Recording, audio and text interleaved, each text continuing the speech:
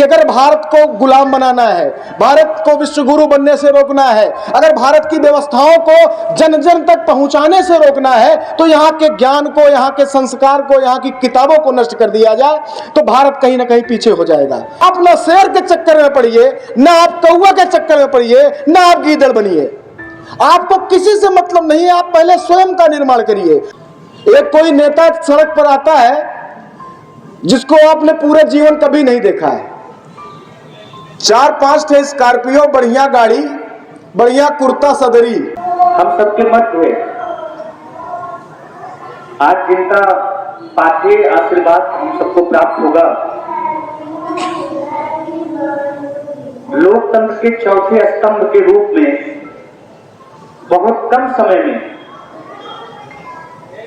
अपनी विराट ख्याति प्राप्त करने वाले, साथ साथ हमारे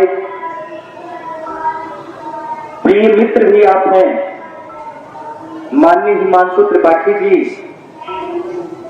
संस्थापक वार्ता हिंदी चैनल एवं संवाददाता राष्ट्रीय स्वरूप हिंदी दैनिक, हम सबके मध्य उपस्थित हैं। मैं विद्यालय परिवार की तरफ से आप सभी 2000 भैया बहनों की तरफ से आपका अपने विद्यालय पंडित राम मोहन बाल विद्या मंदिर, मसेना मिर्जापुर, रामनगर, अम्बेडकर नगर में बड़ी विनम्रता पूर्वक हार्दिक स्वागत अभिनंदन करता हूं।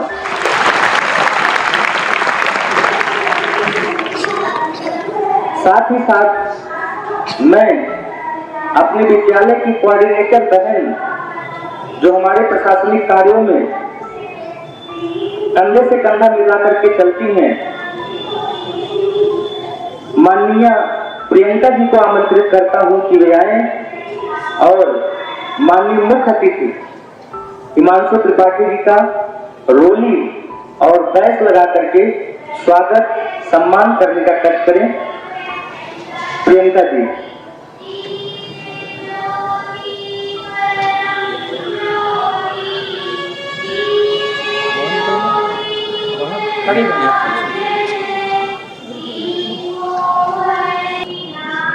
क्योंकि शासन और समाज के बीच जो एक सेतु का काम करते हैं, ऐसे हमारे पत्रकार बंधु ही होते हैं जो अपनी लेखनी से शासन तक सही नीतियों का कि धरातल पे क्या कार्य हो रहा है उसको पहुंचाने का काम करते हैं।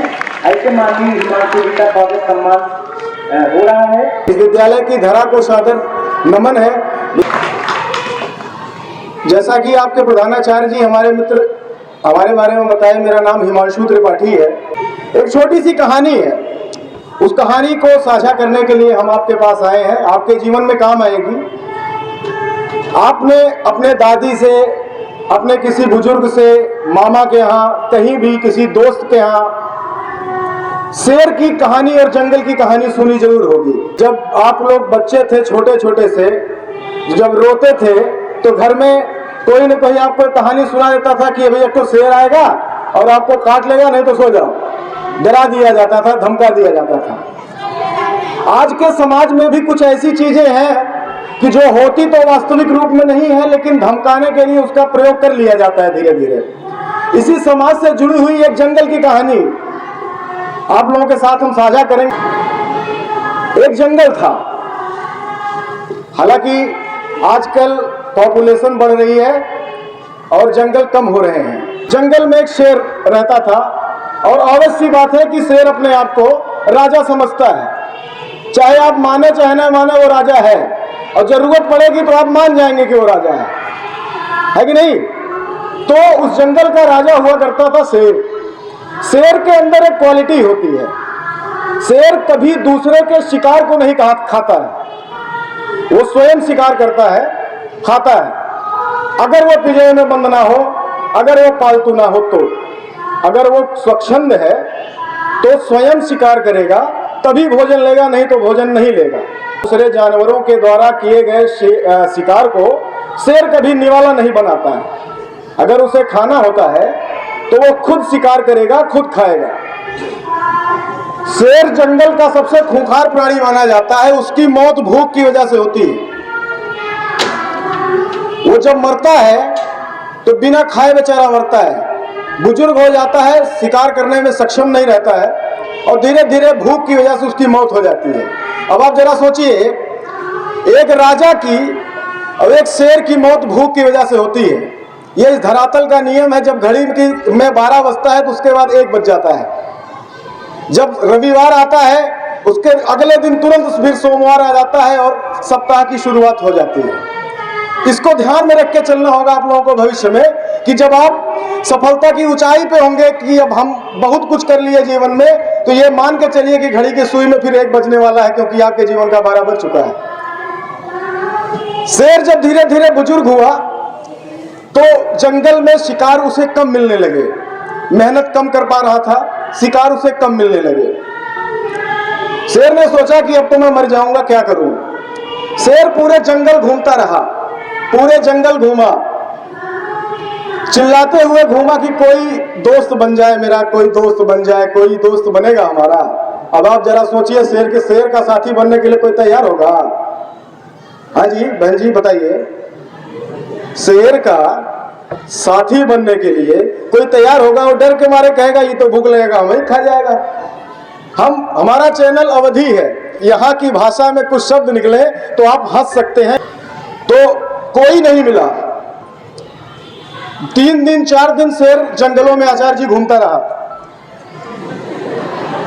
अब आप सोचिए कि शेर ने कहा कि हम राजा हुआ करते थे, रंगबाज हुआ करते थे और हमारा कोई दोस्त बनने को तैयार नहीं है, हम बुढ़ापे में हैं, क्या किया जाए। एक गीदड़ उसको मिला। गीदड़ माने होता है सियार। तो ये तो आप लोग कहिए, सियार तो सभी लोगों ने लगभग देखा, सबने देखा है। किसने, सबने हाथ उठाइए जो गीदड़ देखे। पीछे दिखाइएगा भैया जरा। ये देखिए हमारे गीदड़ देखे वालों की संख्या है। अच्छा ठीक है, शेर कितने लोगों ने देखा है लाइव अपनी आंखों से?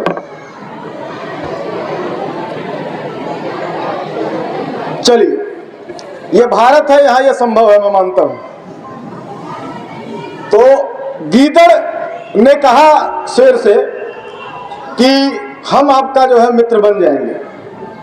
शेर ने कहा यार तुम मित्र बनी जाओगे तो हमारा क्या सहयोग कर पाओगे, तुम इतने बड़े से हमारे लिए क्या कर पाओगे। तो गीदड़ ने कहा कि महाराज जो कहिए वो करें हम आपके लिए। शेर ने कहा पहली शर्त हमारे मित्रता की है कि हम जो जो आपसे कहेंगे उसका समर्थन ही देना है, आपको विरोध नहीं करना है। हम जो कहें कि ये चीज दिख रही है तो आपको कह देना है हाँ दिख रही है। हम जो भी कहें वो सत्य मान लेना पड़ेगा आपको। गिदड़ ने कहा यार इतने बोल रहे हैं तो ठीक है, मंजूर है पहला शर्त। शेर ने कहा हमारी दूसरी शर्त भी है कि हम जो कहेंगे आपको वो करना है, इसकी स्वीकृति तो आपने दे दी है, लेकिन पहले निवाला जो है मैं खाऊंगा, उसके बाद आपको खाना है। शेर ने कहा कोई बात नहीं है, जैसा आप कहिए प्रभु। शेर और गीदड़ जंगल में शिकार को खोजने के लिए निकल पड़े। चूंकि शेर बुढ़ा हो गया था, बुजुर्ग हो गया था, बहुत दौड़ने में, बहुत खोजने में सक्षम नहीं था। पीछे के आचार्य बंधु भी ध्यान देंगे, सक्षम नहीं था शेर। तो गीदड़ क्या कहता था, गीदड़ से शेर ने कहा कि मैं यहीं बैठ रहा हूं, जाके पता करके आओ जंगल में कहां बढ़िया शिकार मिल जाएगा, उसी हिसाब से हम अपनी व्यवस्था कर लेंगे, शिकार कर लिया जाएगा, हम खाएंगे तुम हो खाना, अपने घर भी ले जाना थोड़ा सा जो बचेगा। शेर और गीदड़, शेर एक जगह चुपचाप बैठ गया, गीदड़ खोज के आया जंगल से और शेर से कहने लगा कि एक जगह हिरन के छोटे छोटे बड़े अच्छे बच्चे क्रीड़ा कर रहे हैं, घास वास खा रहे हैं, बहुत बढ़िया भोजन होगा, प्रभु चला जाए उधर। शेर पहुंचा, शेर ने घात लगाई। अब समझिए उसके पहले शर्त का मतलब। शेर ने कहा था गीदड़ से कि हमारा सब कुछ मानना पड़ेगा आपको। शेर जब शिकार करता है तो शेर की तो क्वालिटी हम आपको बता दें, शेर जब शिकार करता है तो उसकी पूंछ उसके गर्दन पे आ जाती है और उसके मुंह पे मूछें होती हैं। हमारी तो कुछ ज्यादा हैं, सेविंग नहीं कर पाए हैं। उसके मुंह पे मूछें होती हैं, 5-6 बाल इधर होते हैं, 5-6 बाल इधर होते हैं वो फड़फड़ाने लगते हैं, यानी कि वाइब्रेट करने लगते हैं, कंपन होने लगती है उसमें। जब शेर शिकार की मूड में होता है, उसकी आंखें लाल हो जाती हैं, उसको देखने के बाद ही आपको प्रतीत हो जाएगा कि अभी अटैक करेगा। यह शेर की क्वालिटी होती है। शेर ने गीदड़ से पूछा कि बताओ मेरे गर्दन पे मेरी पूंछ आ गई है? तो गीदड़ ने कहा हाँ महाराज बिल्कुल आ गई है। फिर शेर ने कहा देखो मेरी आंखें लाल हो रही हैं। गीदड़ ने कहा हाँ बिल्कुल आंखें लाल हो रही हैं। फिर शेर ने कहा कि देखो मेरे मूंछ के बाल फड़फड़ा रहे हैं। तो गीदड़ ने कहा हाँ डर तो बहुत लग रही है सर आपसे। उसके बाद शेर कूदता है, हिरन के बच्चे के ऊपर झपट्टा मारता है, शिकार लेके आ जाता है। ताजी मांस पहले शेर खाता है, बची खुची गीदड़ खाता है, अपने घर ले जाता है। ऐसी प्रक्रिया लगातार चलती रही जंगल में। एक दिन गीदड़ को क्या समझ में आया कि ये बुढ़वा जो है रोज हमसे कहता चाहो पहले खोजो, मैं जाता हूं, मैं मेहनत करता हूं, खोज के लाता हूं, उसके बाद इनको बताते हैं, प्रभु क्रेडिट ले जाते हैं ये कि हमने शिकार किया है, इनका जूठा मांस हमको खाना पड़ता है। ये तो काम हम भी कर सकते हैं, इनको क्यों बताने जाए।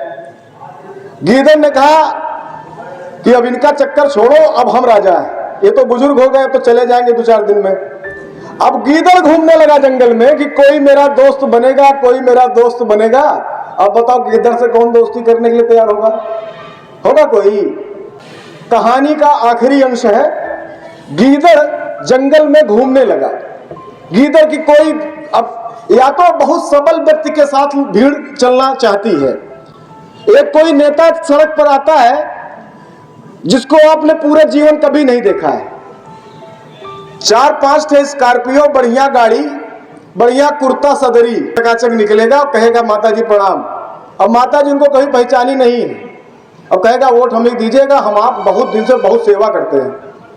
ये आजकल के राजनीति के अवलंबों की कहानी है। गीदड़ को कोई दोस्त नहीं मिला जंगल में। अब गीदड़ कहने लगा यार शेर को तो हम मिल गए थे, हमको काहे कोई नहीं मिल रहा है। चुपचाप बैठा था एक पेड़ के नीचे। कौवा देखा है आपने? सबने देखा है, अच्छी बात है। कौवा का सबसे प्रिय भोजन क्या है जानते हैं आप लोग? बहनों की तरफ, भैया की तरफ कैमरा करिएगा। कौवा का सबसे प्रिय भोजन क्या है, कौन बताएगा आप लोगों में से?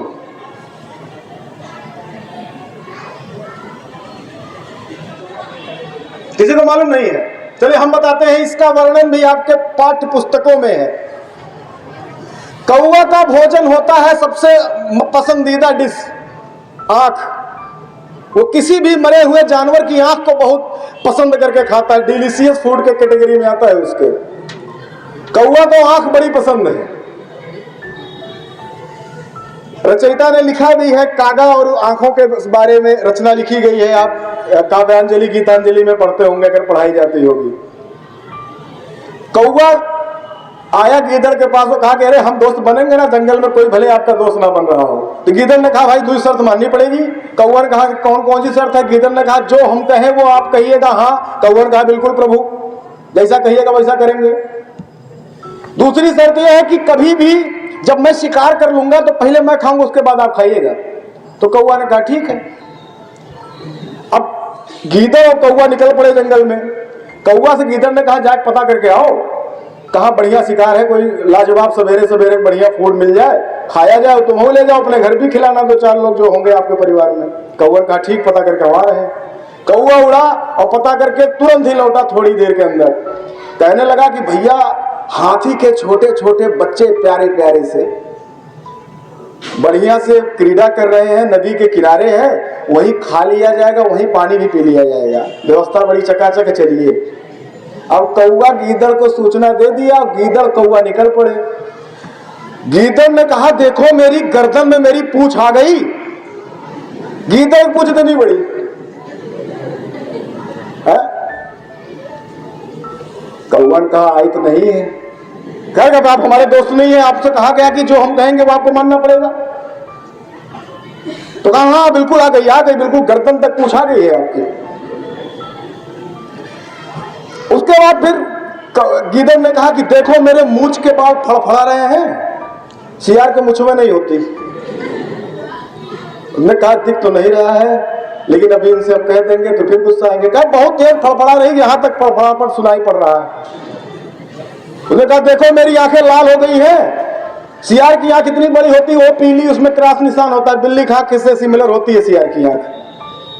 तो कहता है दिख तो नहीं रहा है। फिर नहीं माने तुम यार, अभी हमारी बात हुई, आपसे सारी बातों पर स्वीकृति देनी है, आप कह रहे हो कि। मैं कहा हाँ हाँ बिल्कुल हो गई हो गई हो गई। उसके बाद कहा देखो मैं गुस्से में लग रहा हूं से यार, एक सियार का एक्सप्रेशन आप जान सकते हो कि वो खुश कब है, गुस्सा कब है?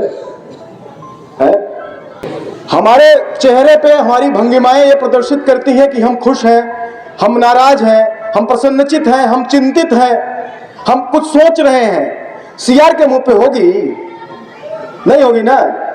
उसने कहा हाँ बहुत गुस्से में आप दिख रहे हैं। अब शेर जैसे अटैक किया था वैसे सियार अटैक किया किसके ऊपर? हाथी बच्चों के ऊपर।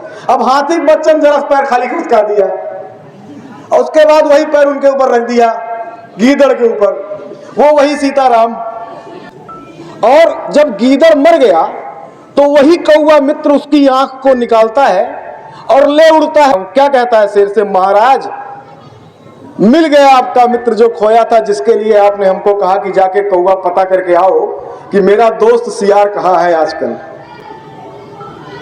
वो कौवा शेर के द्वारा भेजा गया था ये पता करने के लिए कि मेरा मित्र 3-4 दिनों से आया नहीं है, गीदड़ कहाँ है इस समय।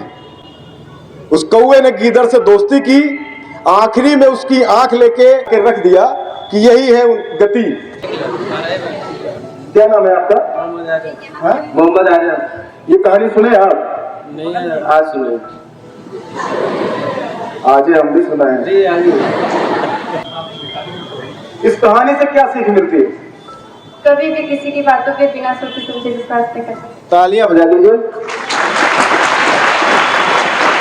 देखिए आप लोग ना भैया हैं ना बहनें हैं, ना यहाँ पढ़ने आए हैं ना ये विद्यालय है। आप अपने आप में स्वयं एक संस्था है, एक ऑर्गेनाइजेशन है। आपको बहुत कुछ निर्माण करना है भविष्य में। आप इसी में से कोई मुख्यमंत्री बनेगा, कोई प्रधानमंत्री बन सकता है, इसी में से कोई डीएम बनेगा, इसी में से हमारे जैसा कोई पत्रकार भी बन जाएगा गलती से, इसी में से कोई प्रधानाचार्य भी बन सकता है, इसी में से कोई विद्यालय जैसा प्रबंधक बन सकता है जो इतने लोगों को एक ही मंच पे जोड़ने का कार्य करेगा। आप अपने आप में स्वयं एक संस्था है, ये हर एक बच्चे को जानना चाहिए, आपको ये जानना चाहिए। यही हम बताने आए हैं यहाँ पर, और कुछ नहीं।